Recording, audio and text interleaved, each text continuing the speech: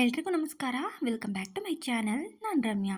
ಇವತ್ತು ಶನಿವಾರ ಸಂಜೆಯಿಂದ ಬ್ಲಾಗ್ನ ಶುರು ಮಾಡಿದ್ದೀನಿ. ಇವತ್ತು ಸ್ವಲ್ಪ ಪ್ರಸಾದ ಮಾಡ್ಕೊಳ್ಳೋಣ ಅಂತೇಳಿ ಇವತ್ತು ಸ್ವಲ್ಪ ಔಷಧ ಮಾಡ್ಕೋತಾ ಇದ್ದೀನಿ. ಅಂದರೆ ದೇವರ ನೈವೇದ್ಯಕ್ಕೆ. ಸೊ ಇವತ್ತು ಈ ಒಂದು ವಿಡಿಯೋನ ಶೇರ್ ಮಾಡ್ತಾ ಇದ್ದೀನಿ. ಹಾಗೆ ನಾವು ಕಾಯಿ ಅನ್ನ ಅಂತ ಮಾಡ್ತೀವಿ ನಮ್ಮ ಕಡೆ. ಸೊ ಅದನ್ನು ಕೂಡ ಆ ರೆಸಿಪಿನೂ ಕೂಡ ಶೇರ್ ಮಾಡ್ತಾ ಇದ್ದೀನಿ.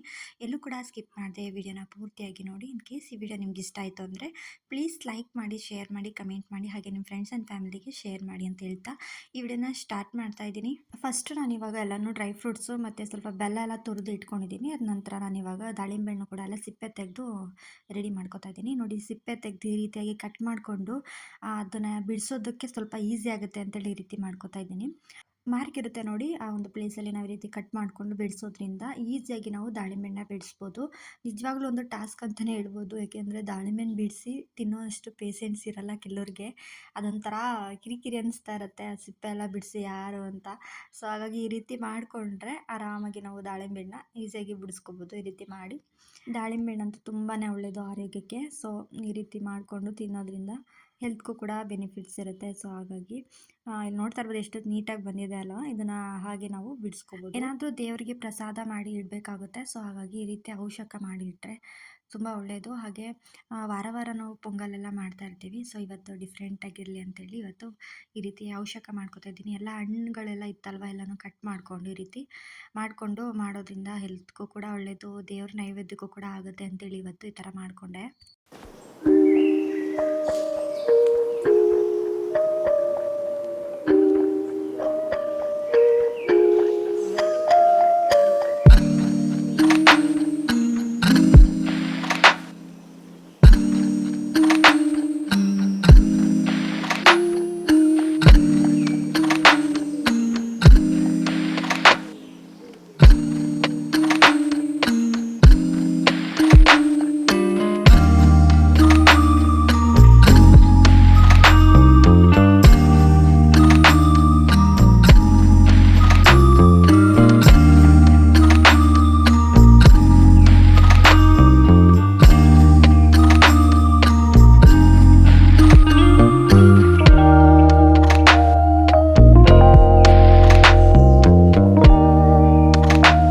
ಇವಾಗೆಲ್ಲ ನಾನು ಕಟ್ ಮಾಡಿ ಫ್ರೂಟ್ಸ್ಗಳನ್ನೆಲ್ಲ ರೆಡಿ ಮಾಡಿ ಇಟ್ಕೊಂಡಿದ್ದೆ. ಇವಾಗ ಬಾಳೆಹಣ್ಣೆಲ್ಲ ಕಟ್ ಮಾಡ್ಕೊಂಡಿದ್ದಾಗಿತ್ತಲ್ವ. ಸೊ ಇವಾಗ ದಾಳಿಂಬೆ ಹಣ್ಣು ಕೂಡ ಸೇರಿಸ್ಕೊತಾ ಇದ್ದೀನಿ. ಹಾಗೆ ಸ್ವಲ್ಪ ದ್ರಾಕ್ಷಿ ಹಣ್ಣು ಕೂಡ ಇತ್ತು, ಅದನ್ನು ಕೂಡ ಸಣ್ಣದಾಗಿ ಕಟ್ ಮಾಡಿಕೊಂಡು ಸೇರಿಸ್ಕೊಳ್ತಾ ಇದ್ದೀನಿ. ಹಾಗೆ ಇಲ್ಲಿ ಡ್ರೈ ಫ್ರೂಟ್ಸ್ನ ತೊಗೊಂಡಿದ್ದೀನಿ. ಬಾದಾಮಿ, ಗೋಡಂಬಿ, ಖರ್ಜೂರ ಹಾಗೆ ದ್ರಾಕ್ಷಿ ಇವಿಷ್ಟನ್ನು ಕೂಡ ಸೇರಿಸ್ಕೊತಾ ಇದ್ದೀನಿ. ನಾವು ಬಾಳೆಹಣ್ಣನ್ನು ಹಾಗೆ ಇಡೋದಕ್ಕಿಂತ ಈ ರೀತಿಯಾಗಿ ಫ್ರೂಟ್ಸ್ಗಳಿದ್ರೆ ಕಟ್ ಮಾಡಿ ದೇವರ ನೈವೇದ್ಯಕ್ಕೆ ಇಟ್ಟರೆ ತುಂಬ ಒಳ್ಳೆಯದು. ಹಾಗೆ ಹೀಗೆ ಸ್ವಲ್ಪ ಬೆಲ್ಲನೂ ಕೂಡ ಸೇರಿಸ್ಕೊಳ್ತಾ ಇದ್ದೀನಿ. ನೋಡಿಕೊಂಡು ಎಷ್ಟು ಬೇಕಷ್ಟು ಸೇರಿಸ್ಕೋಬೇಕು. ನಂತರ ಇಲ್ಲಿ ಕಾಯಿ ತುರಿನ ತುರಿದಿಟ್ಕೊಂಡಿದ್ದೆ ಅಲ್ವಾ, ಅದನ್ನು ಕೂಡ ಸೇರಿಸ್ಕೊಳ್ತಾ ಇದ್ದೀನಿ. ತುಂಬಾ ಚೆನ್ನಾಗಿರುತ್ತೆ ರುಚಿ ಕಾಯಿ ತುರಿನ ಸೇರಿಸೋದ್ರಿಂದ. ಹಾಗೆ ಇಲ್ಲಿ ಸ್ವಲ್ಪ ಏಲಕ್ಕಿ ಪುಡಿನೂ ಕೂಡ ಸೇರಿಸ್ಕೊಂಡು ಇದನ್ನೆಲ್ಲ ಚೆನ್ನಾಗಿ ಈಗ ಮಿಕ್ಸ್ ಮಾಡ್ಕೋತೀನಿ. ಇದಕ್ಕೆ ಜೇನುತುಪ್ಪ ಹಾಗೆ ಕಲ್ ಸಕ್ಕರೆನೂ ಕೂಡ ಆ್ಯಡ್ ಮಾಡ್ಕೋಬೋದು. ಇನ್ನೂ ತುಂಬ ಒಳ್ಳೆಯದು ಅವರನ್ನು ಆ್ಯಡ್ ಮಾಡಿದ್ರೆ. ಕೆಲವರು ಸಕ್ಕರೆ ಹಾಕ್ತಾರೆ, ಆದರೆ ನಾನು ಸಕ್ಕರೆ ಆ್ಯಡ್ ಮಾಡಿಲ್ಲ, ಬೆಲ್ಲ ಮಾತ್ರ ಪುಡಿ ಮಾಡಿಕೊಂಡು ಹಾಕೊತಾ ಇದ್ದೀನಿ ಅಷ್ಟೇ.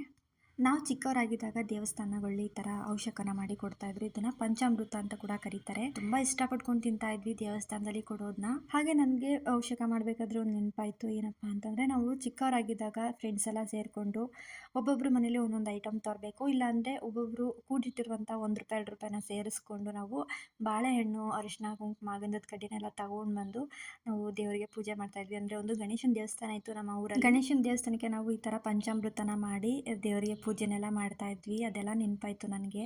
ನಮ್ಮ ಅಜ್ಜಿನೂ ಕೂಡ ನಮಗೆ ಹೆಲ್ಪ್ ಮಾಡಿಕೊಡ್ತಾಯಿದ್ರು.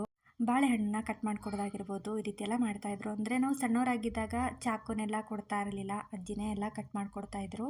ಹಾಗೆ ಯಾರೆಲ್ಲ ಈ ರೀತಿ ಮಾಡಿ ದೇವರಿಗೆ ಪೂಜೆ ಮಾಡಿದ್ದೀರಾ ಅಂತ ಕಮೆಂಟ್ ಬಾಕ್ಸಲ್ಲಿ ತಿಳಿಸಿ.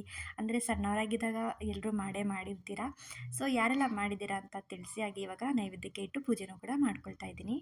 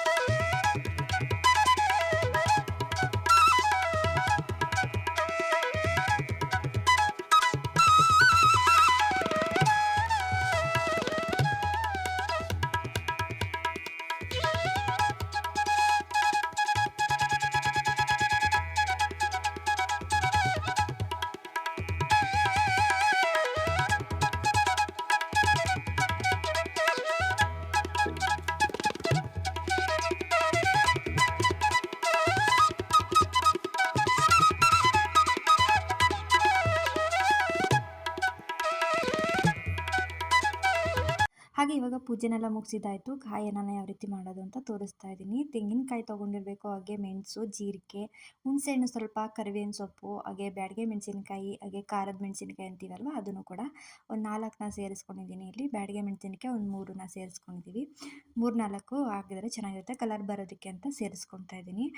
ಇದನ್ನೆಲ್ಲ ನಾವು ಇವಾಗ ಚೆನ್ನಾಗಿ ಮಿಕ್ಸಿ ಜಾರ್ಗೆ ಹಾಕೊಂಡು ಇದನ್ನು ಸ್ವಲ್ಪ ಚೆನ್ನಾಗಿ ರುಬ್ಕೋಬೇಕಾಗುತ್ತೆ. ಅಂದರೆ ಅಷ್ಟು ನುಣ್ಣಗೂ ಇರಬಾರ್ದು, ತರಿನೂ ಇರಬಾರ್ದು, ಮೀಡಿಯಮ್ ಆಗಿದ್ದರೆ ಚೆನ್ನಾಗಿರುತ್ತೆ. ನಾನಿಲ್ಲಿ ಎಲ್ಲ ಹಸಿದೆ ಹಾಕ್ಕೊಂಡು ರುಬ್ಕೋತಾ ಇರೋದು. ಅಂದರೆ ಯಾವುದೇ ಕಾರಣಕ್ಕೂ ಇದನ್ನು ಫ್ರೈ ಮಾಡಿ ಹಾಕೋತಾ ಇಲ್ಲ. ಇದೊಂಥರ ಡಿಫ್ರೆಂಟ್ ಆಗಿರುತ್ತೆ. ಈ ಹಸಿದೇನೆ ರುಬ್ಕೊಂಡು ಅದಾದ ನಂತರ ನಾವು ಒಗ್ಗರಣೆನ ಮಾಡ್ಕೋಬೇಕಾಗುತ್ತೆ. ಒಗ್ಗರಣೆ ಮಾಡ್ಕೊಳ್ಳೋದಕ್ಕೆ ಒಂದು ಬಾಣಲಿನ ಇಟ್ಕೊತಾ ಇದ್ದೀನಿ. ಇದನ್ನು ಸ್ವಲ್ಪ ಚೆನ್ನಾಗಿ ಕಾಯಿಸ್ಕೊಂಡು ಆಯಿಲ್ನ ಹಾಕ್ಕೊಂಡು ಇವಾಗ ಒಗ್ಗರಣೆ ಮಾಡ್ಕೋಬೇಕು. ಇದನ್ನು ನಮ್ಮಮ್ಮ ಮಾಡ್ಕೊಡ್ತಾಯಿದ್ರು. ನಿಜವಾಗ್ಲೂ ಎಷ್ಟು ಚೆನ್ನಾಗಿರುತ್ತೆ ಗೊತ್ತಾ? ಕಾಯಿನ ಒಂದ್ಸಲ ನೀವೊಂದ್ಸಲ ಟ್ರೈ ಮಾಡಿ. ತುಂಬ ಅಂದರೆ ತುಂಬ ಚೆನ್ನಾಗಿರುತ್ತೆ. ಚಿಕ್ಕ ವಯಸ್ಸಲ್ಲಿ ನಮ್ಗೆ ಇಷ್ಟ ಆಗ್ತಾ ಇರಲಿಲ್ಲ.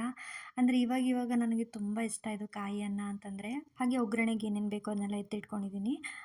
ಅನ್ನನೂ ಕೂಡ ಬಿಸಿ ಅನ್ನ ಇರುತ್ತಲ್ವ ಅದನ್ನು ಕೂಡ ಸ್ವಲ್ಪ ಆರಲಿಕ್ಕೆ ಬಿಡಬೇಕಾಗುತ್ತೆ. ಅದಾದಮೇಲೆ ಇವಾಗ ಎಣ್ಣೆನ ಹಾಕ್ಕೊಂಡಿದ್ದೀನಿ. ಎಣ್ಣೆ ಸ್ವಲ್ಪ ಚೆನ್ನಾಗಿ ಕಾದಾದ್ಮೇಲೆ ಸಾಸಿವೆ, ಜೀರಿಗೆ, ಹಾಗೆ ಸ್ವಲ್ಪ ಕಡಲೆಬೀಜ, ಉದ್ದಿನಬೇಳೆ ಮತ್ತು ಕಡಲೆಬೇಳೆನ ಹಾಕ್ಕೊಂಡು ಚೆನ್ನಾಗಿ ಫ್ರೈ ಮಾಡ್ಕೋಬೇಕು. ಇದಾದ ನಂತರ ನಾನು ಇಲ್ಲಿ ಒಣಗಿದ ಮೆಣಸಿನಕಾಯಿನೂ ಕೂಡ ಹಾಕೊಳ್ತಾ ಇದ್ದೀನಿ. ತುಂಬ ಚೆನ್ನಾಗಿರುತ್ತೆ. ಎಣ್ಣೆಗೆ ಈ ರೀತಿ ಹಾಕ್ಕೊಂಡು ಒಣಗಿದ ಮೆಣಸಿನಕಾಯಿನ ಫ್ರೈ ಮಾಡಿ ಹಾಕೊಳ್ಳೋದ್ರಿಂದ ತುಂಬಾ ರುಚಿ ಇರುತ್ತೆ. ಹಾಗೆ ಇಲ್ಲಿ ಕರ್ಬೇವಿನ ಸೊಪ್ಪನ್ನು ಕೂಡ ಎಣ್ಣೆಗೆ ಹಾಕೊಳ್ತಾ ಇದ್ದೀನಿ. ಅದಾದ ನಂತರ ಇವಾಗ ರುಬ್ಕೊಂಡಿರುವಂತಹ ಮಸಾಲೆನೂ ಕೂಡ ಇದಕ್ಕೆ ಸೇರಿಸ್ಕೊಂಡು ಎಣ್ಣೆಲಿ ಸ್ವಲ್ಪ ಚೆನ್ನಾಗಿ ಫ್ರೈ ಮಾಡ್ಕೋಬೇಕು. ಎಣ್ಣೆ ಬಿಟ್ಕೊಳ್ಳೋವರೆಗೂ ಇದನ್ನು ಚೆನ್ನಾಗಿ ಫ್ರೈ ಮಾಡಿಕೊಂಡು ಅದಾದ ನಂತರ ಈಗ ರುಚಿಗೆ ತಕ್ಕಷ್ಟು ರುಚಿನ ಸೇರಿಸ್ಕೊಂಡು ಇವಾಗ ಇದನ್ನು ಕೂಡ ಚೆನ್ನಾಗಿ ಫ್ರೈ ಮಾಡ್ಕೊಡ್ತಾ ಇದ್ದೀನಿ. ಹಾಗೆ ಕೊನೆಯದಾಗಿ ಈಗ ಕೊತ್ತಂಬರಿ ಸೊಪ್ಪನ್ನ ಹಾಕ್ಕೊಂಡು ಮತ್ತೆ ಚೆನ್ನಾಗಿ ಇದನ್ನು ಮಿಕ್ಸ್ ಮಾಡ್ಕೊಂಡಾದ್ಮೇಲೆ ಉದುದ್ರಾಗಿ ಮಾಡ್ಕೊಂಡಿರುವಂಥ ಅನ್ನನೂ ಕೂಡ ಸೇರಿಸ್ಕೊಂಡು ಇದನ್ನು ಚೆನ್ನಾಗಿ ಇನ್ನೊಮ್ಮೆ ಮಿಕ್ಸ್ ಮಾಡ್ಕೋಬೇಕು. ಯಾರೆಲ್ಲ ಟ್ರೈ ಮಾಡಿಲ್ಲ ಖಂಡಿತ ಟ್ರೈ ಮಾಡಿ ಈ ರೆಸಿಪಿನಂತೂ. ನಿಜವಾಗ್ಲೂ ನಿಮಗೆ ಇಷ್ಟ ಆಗುತ್ತೆ, ನೀವೇ ಹೇಳ್ತೀರಾ ಅಷ್ಟು ರುಚಿಯಾಗಿರುತ್ತೆ. ಒಂದ್ಸಲ ಟ್ರೈ ಮಾಡಿ, ತುಂಬಾ ರುಚಿಯಾಗಿರುತ್ತೆ. ನಾವು ಉಳಿದಿರುವಂಥ ಅನ್ನದಲ್ಲೂ ಕೂಡ ಮಾಡ್ಕೋಬೋದು. ಅಂದರೆ ಚಿತ್ರಾನ್ನ ಮಾಡ್ತಾಯಿರ್ತೀವಿ, ಪುಳಿಯೋಗರೆ ಮಾಡ್ತಾಯಿರ್ತೀವಿ. ಈ ಥರ ಒಂದ್ಸಲ ಟ್ರೈ ಮಾಡಿ, ಖಂಡಿತ ನಿಮಗೆ ಇಷ್ಟ ಆಗುತ್ತೆ. ಒಂದೇ ಥರ ನಾವು ತಿಂದು ಬೋರ್ ಆಗಿರುತ್ತಲ್ವ, ಈ ರೀತಿ ಕಾಯಿಯನ್ನ ಅಂತ ನಾವು ಮಾಡ್ಕೊಂಡು ತಿಂತಾ ಇರ್ತೀವಿ. ನಿಜವಾಗ್ಲೂ ತುಂಬಾ ರುಚಿಯಾಗಿರುತ್ತೆ.